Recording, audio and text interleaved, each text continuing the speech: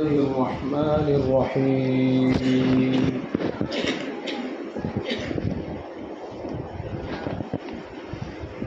يا أيها الذين آمنوا اتقوا الله حق تقاته ولا تموتن إلا وأنتم مسلمون. صدق الله العظيم.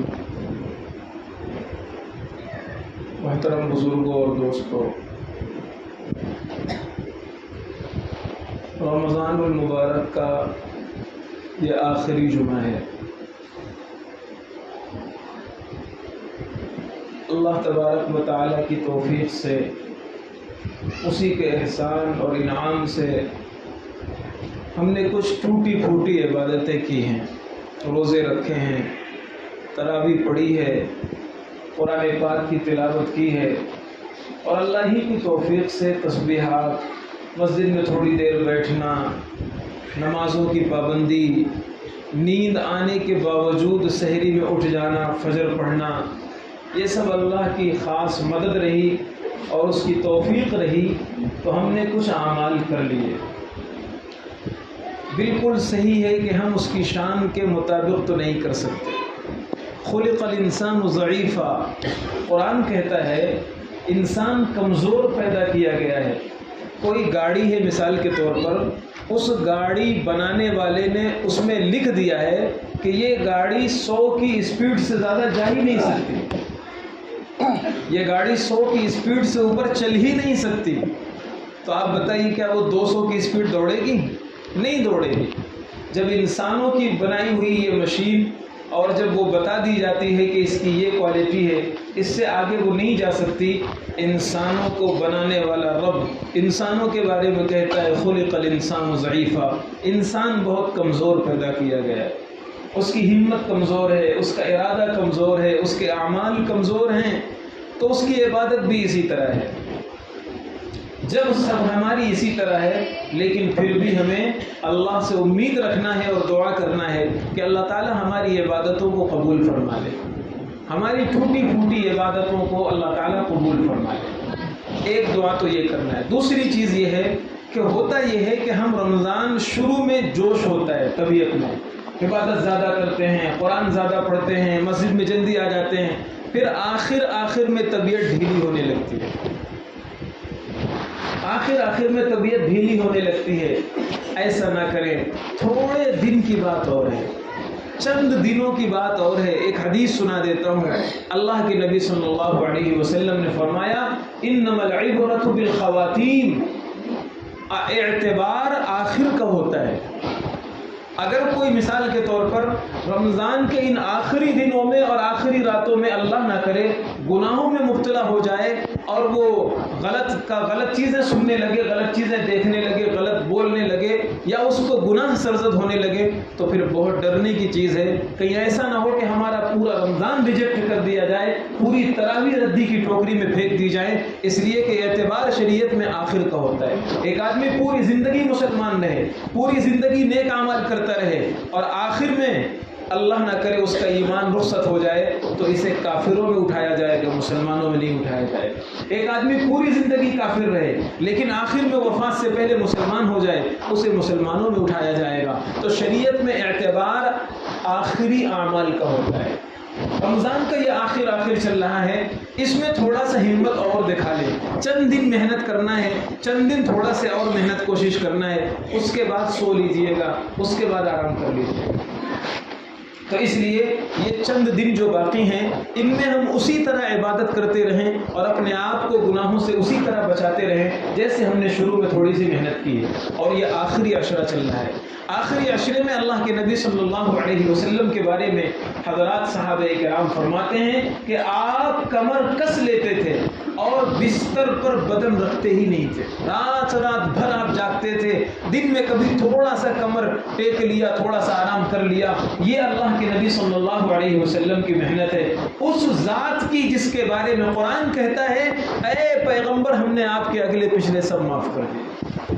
نبی سے کوئی گناہ نہیں ہو سکتا، لیکن اگر کوئی اجتہادی لغزش جسے کہتے ہیں وہ بھی اگر ہو گئی ہوگی تو ہم نے وہ بھی معاف کر دیا. آپ اندازہ لگائیے اس کے باوجود نبی پاک صلی اللہ علیہ وسلم کا اہتمام یہ ہے عبادت کے معاملے میں کہ آپ آخری عشرے میں تو ایک دم کمر کس لیتے تھے، اب تو سونا ہی نہیں ہے، اب بولنا ہی نہیں ہے، اب ادھر ادھر بات نہیں کرنا، بس جتنا وقت ملے اب مسجد میں پڑ جانا ہے، خاص طور پر رات میں، کیونکہ شب قدر کو ہمیں تلاش کرنا ہے، کیونکہ شب قدر کو ہمیں پانا ہے، اور شب قدر کو تلاش کرنا ہے آخری عشرے کی طاق راتوں کو خاص طور پر ہمیں جاگنا چاہیے۔ آدمی اپنے بزنس کے لیے، کام کے لیے رات بھر جاگ لیتا ہے۔ میں مثال دیا کرتا ہوں، 10 بجے سے ایک بندہ کھڑا ہوتا ہے جو چھپڑی لگاتا ہے، روڈ پہ دھندا کرتا ہے، 10 بجے سے کھڑا ہوتا ہے، رات میں 9 بجے اس کی دکان بند ہوتی ہے، اسے بیٹھنے کے لیے ٹول بھی نہیں ہوتا، کھڑے کھڑے دھندا کرتا ہے، اور چند پیسوں کے لیے جب اس کے پیروں میں اتنی جان آ جاتی ہے اور اس کے دل و دماغ پر اتنی ہمت پیدا ہو جاتی ہے کہ وہ اپنے چند پیسوں کے لیے کھڑے پورے دن میں وہ کھڑا رہتا ہے، تو کیا ہم اپنے جنت کو پانے کے لیے، اپنے اللہ کو منانے کے لیے اور اپنے اللہ کو راضی کرنے کے لیے کیا ہم اتنا نہیں کر سکتے ہیں کہ چند گھنٹے جاگ لیں اور چند گھنٹے قربانی دے دیں؟ اس لیے ہمت کیجیے، اور ہمت انسان کرتا ہے تو سب آسان ہوتا ہے۔ ایک بڑی عمر کے شخص ہیں، نوجوانوں میں آپ سے کہتا ہوں، ایک بڑی عمر کے شخص ہیں، آج اس رمضان میں ایک دن میں وہ ایک قرآن مکمل کر رہے ہیں اور حافظ نہیں ہیں۔ کیا نہیں ہوتا ہے؟ اسی بمبئی میں رہ رہے ہیں، اسی دنیا میں رہ رہے ہیں، اسی رمضان کی میں بات کر رہا ہوں، ان کا معمول یہ ہے کہ وہ ایک دن میں ایک قرآن پڑھتے ہیں۔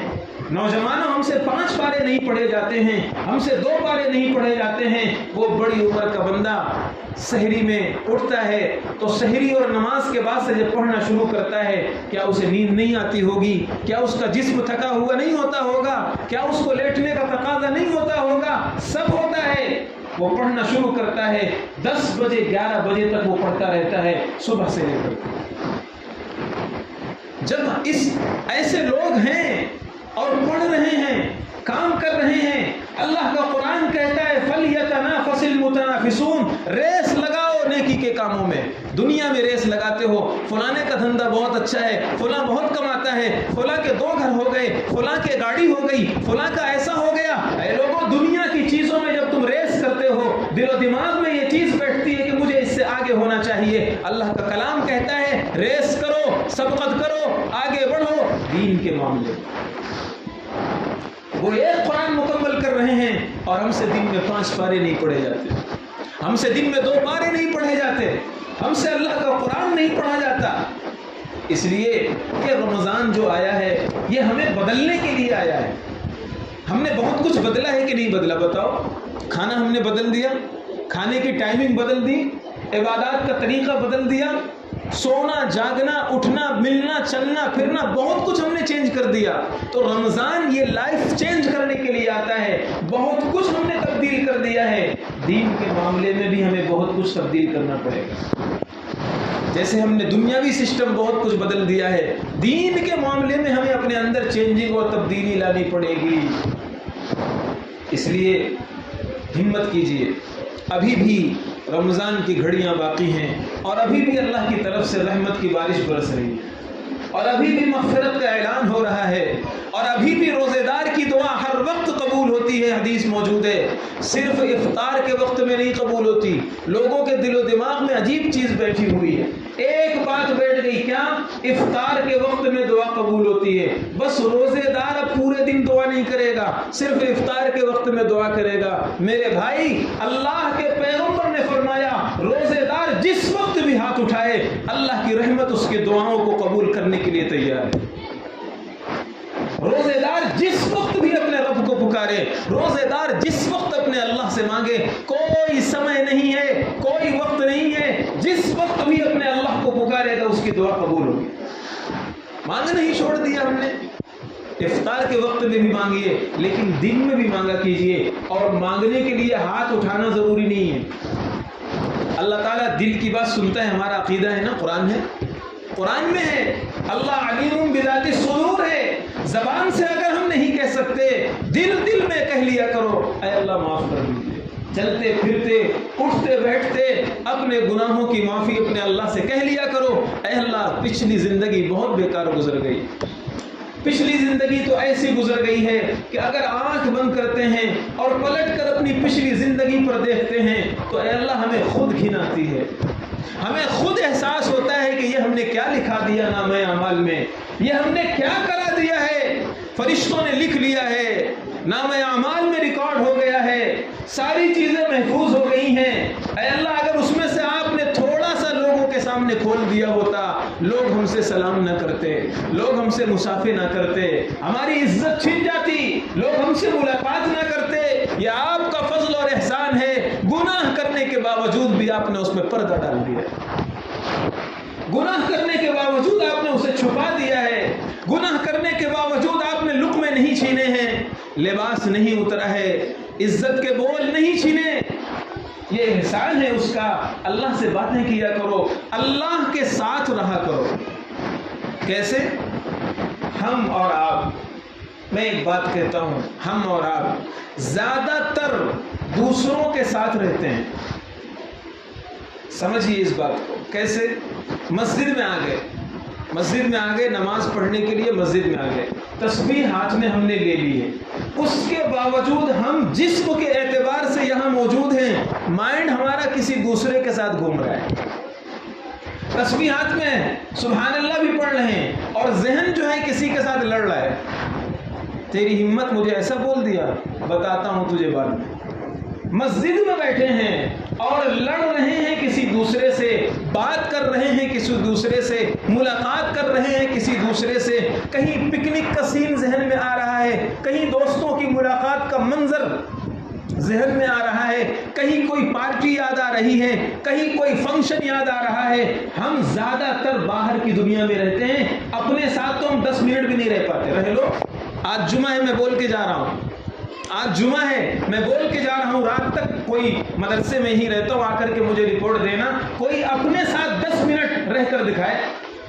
یعنی اپنے ساتھ رہنے کا مطلب یہ ہے کہ آپ کا دل و دماغ بھی آپ کے ساتھ رہے، 10 منٹ رہ کے دکھاؤ مجھے۔ ساری دنیا الٹی ہو گئی ہے، سارے دماغ الٹے ہو گئے ہیں، ہم مسجد میں بیٹھے ہیں لیکن پھر بھی ہم دوسروں کے ساتھ ہیں۔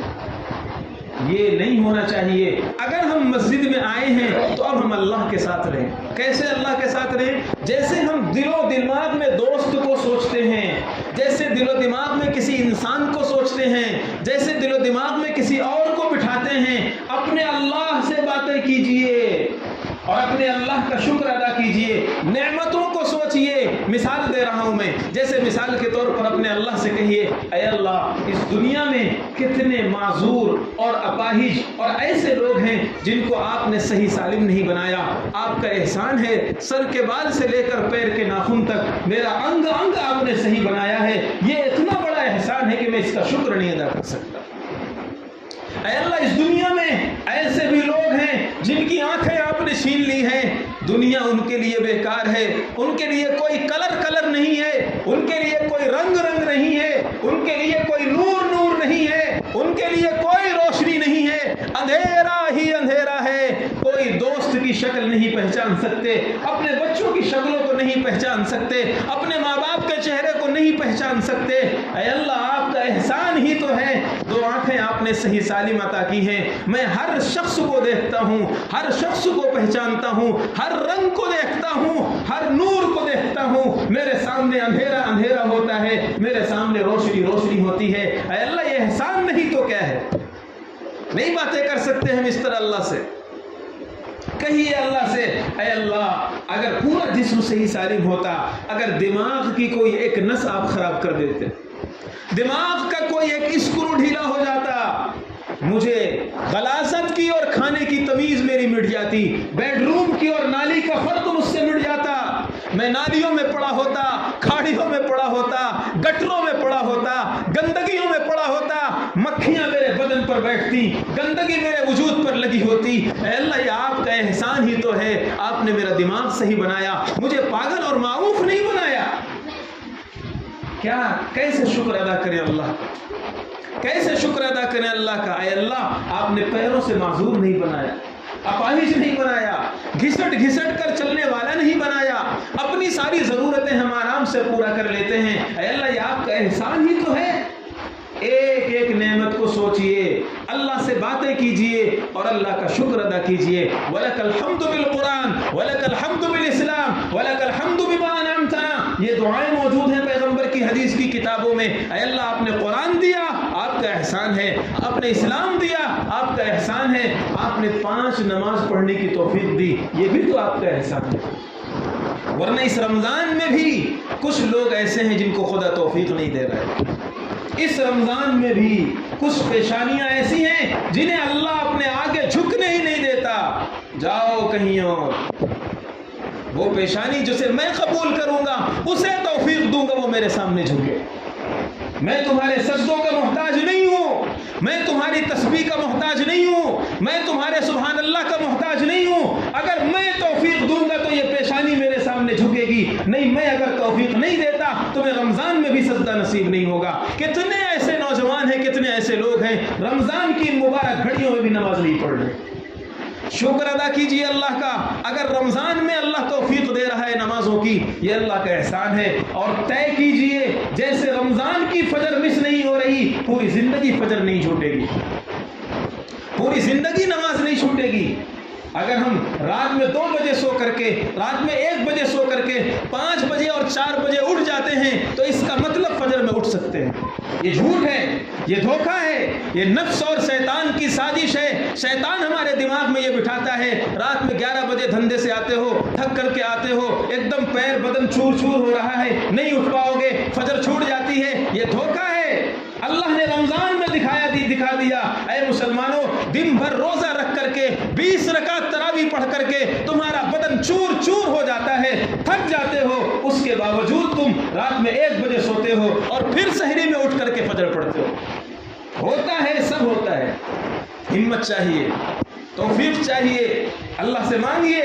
رمضان میں طے کیجئے کہ اے اللہ، پچھلی زندگی تو میں نے نمازوں کے بغیر گزار دی، اب میں آپ کو ناراض کر کے ایک سجدہ بھی چھوڑنا نہیں چاہتا، اب میں ایک سجدہ بھی مس نہیں کرنا چاہتا اپنی زندگی کا۔ اے اللہ، نماز اب میری زندگی سے کبھی نہیں چھوٹے گی۔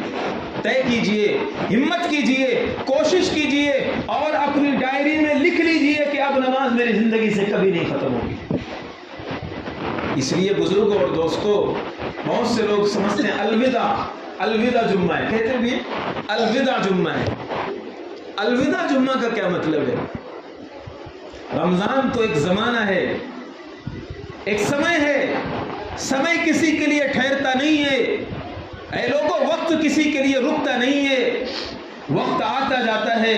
دنیا میں کوئی مائی کا لال آج تک ایسا نہیں پیدا ہوا جو گھڑی کو روک کر دکھا دے، جو سورج کو پکڑ کر بتا دے، جو سمے کو روک کر دکھا دے، جو وقت کو قابو کر کے بتا دے۔ وقت کسی کا نہیں رکتا ہے، زندگی اسی رفتار کے ساتھ گزرتی رہے گی۔ رمضان زندگی میں آتے رہیں گے اور گزرتے رہیں گے۔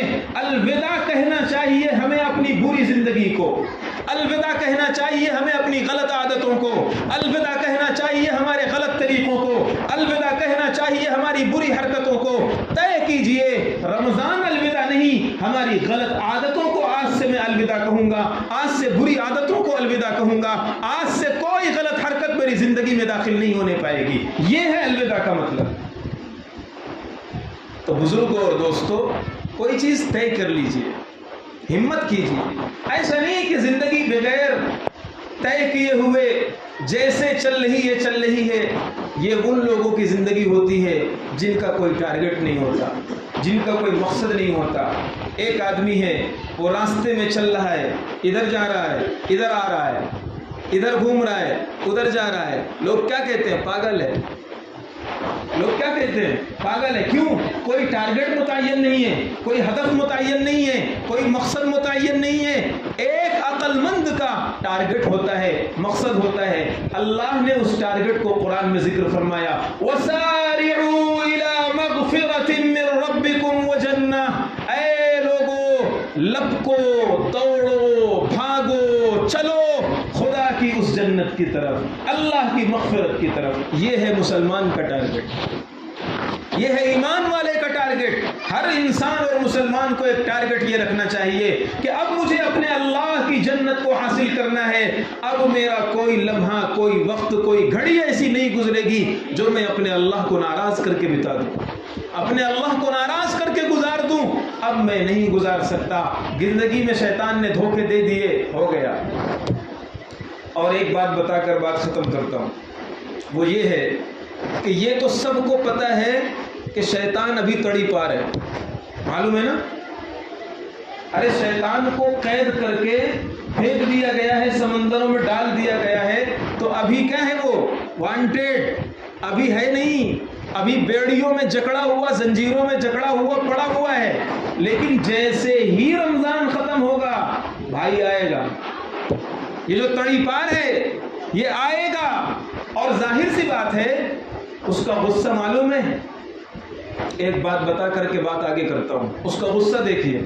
حضرت آدم علیہ السلام کا سجدہ کرنے کے لیے اللہ تعالیٰ نے شیطان سے کہا سجدہ کرو، حکم دیا، اس نے سجدہ نہیں کیا، تو اللہ تعالیٰ نے، اور اس نے لاجک بیان کی کہ میں آگ سے بنا ہوں، آگ اوپر جاتی ہے، آدم مٹی سے بنے ہیں، مٹی کمزور ہے، کمزور کو مجھے سجدہ کرنا چاہیے، میں کیوں ان کو فالو کروں، میں کیوں ان کے سامنے جھکوں؟ اس کی لاجک تھی، اس نے بتائی اللہ کے سامنے، قرآن نے اس کو ذکر کیا ہے۔